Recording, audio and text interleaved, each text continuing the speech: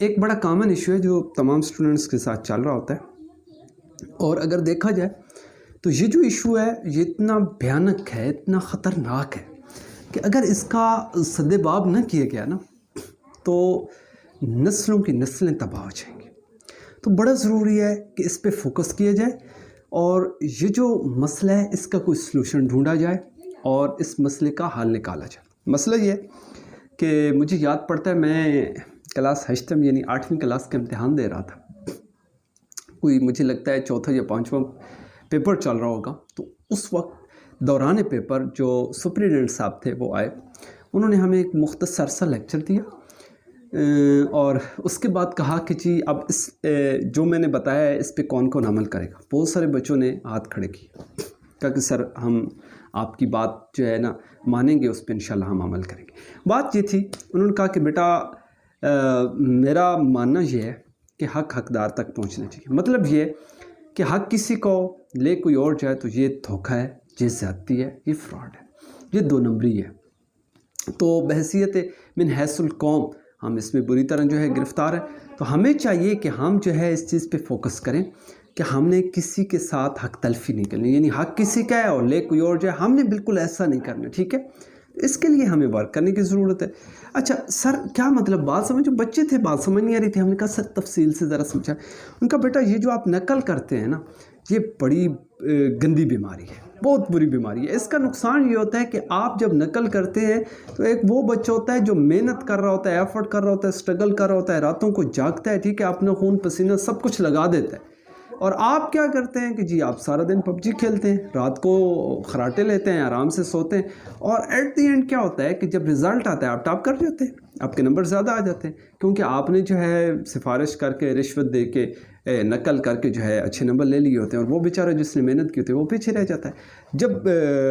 یہ آپ کو رسیدی ڈگریاں مل جاتی ہیں، پھر ہوتا یوں ہے کہ آپ اہل ہی نہیں ہوتے، آپ کو کام ہی نہیں آتا، آپ کے پاس تجربہ بھی نہیں ہوتا، آپ کے پاس کچھ ہوتا ہی نہیں ہے، آپ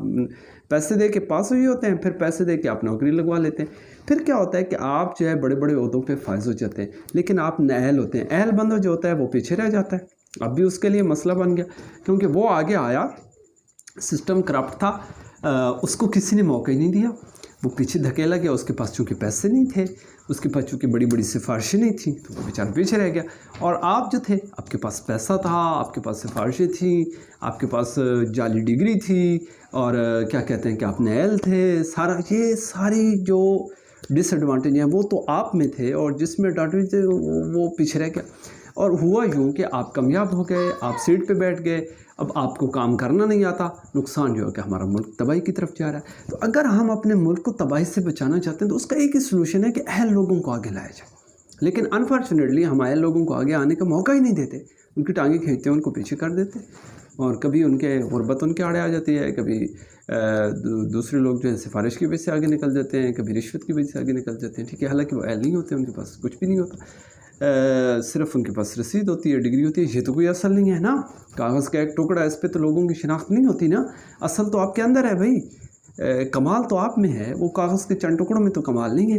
لیکن مسئلہ یہ ہے کہ ہمارا سسٹم اتنا خراب ہے کہ وہ پھر سارے نااہل لوگ جو ہیں آگے چلے جاتے ہیں، بڑے کم تعداد میں اہل لوگ ہیں جو آگے ہیں، باقی ورنہ اکثریت جو ہے وہ پیچھے دھکے کھا رہی ہے بیچاری، اور نااہل لوگ سارے کرافٹ جو لوگ ہیں وہ بیٹھے ہوئے ہیں۔ تو ہمارا ملک جو ہے وہ تباہی کی طرف جا رہا ہے۔ تو من حیث القوم ہمیں یہ سوچنا چاہیے، خاص طور پر کچھ اہم رول اساتذہ کو بھی اس میں پلے کرنا چاہیے کہ جی ہم اپنی قوم کو کم از کم اس لعنت سے تو بچائیں۔ یہ جو نقل کی لعنت ہے نا،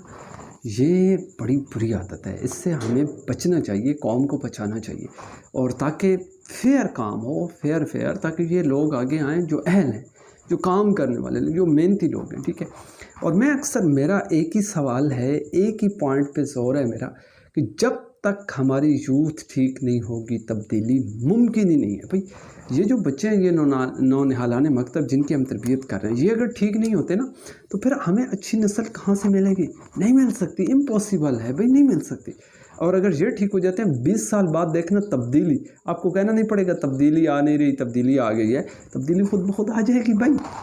صرف نعرہ نہیں ہوگا، کام ہوگا، وہ عملی ورک ہوگا، وہ دیکھیں گے، آپ سنیں گے، سمجھیں گے، ساری چیزیں آپ کے سامنے کلیئر ہوں گی بالکل۔ لیکن مسئلہ یہ ہے کہ ہم ایسا ہونے نہیں دیتے، پھر ایسا نہیں ہونے دیتے تو پھر یہ سارا کچھ تو ہوگا بھائی۔ تو میری جو باتیں ہیں شاید وہ آپ سمجھ پائے ہوں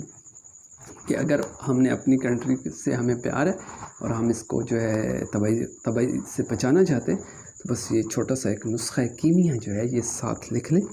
نوٹ کر لیں اور اس پہ عمل شروع کر دیں. انشاءاللہ آپ دیکھیں گے بڑی تبدیلی ہے. تھینک یو، میری بات سننے کا شکریہ.